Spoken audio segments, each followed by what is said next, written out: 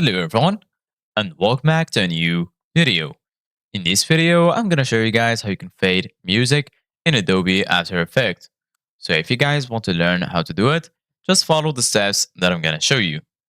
As you can see guys, I'm right now in Adobe After Effects and this is how the homepage looks like. So right here, as you can see guys in the left side of your screen, you're gonna find the option to start a new project.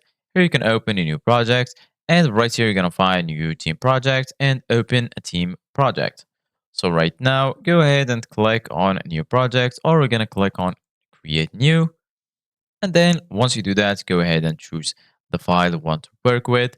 So right now, for example, I'm going to choose this one and then add it right here. So basically, guys, once you add it, you're going to find this right here in the timeline. So right now, I'm going to add the audio to show you guys how you can fade it in or out.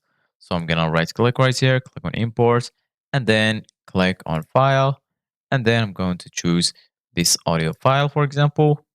And then as you can see, guys, it's added right here. So right now I'm going to drag it here to the timeline. And then basically, guys, once you drag it, go ahead and select the time where you want to fade the music in. For example, I'm going to go right here and then I'm going to click on this little arrow right here next to audio.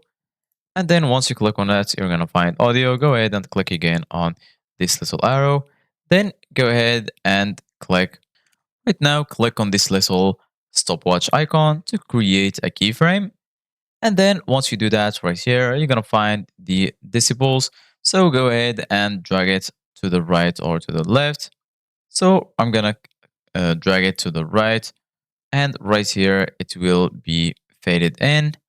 And then if you want to fade it out, you can select another time, for example, right here in the end. And then I'm going to go again, add another keyframe right here.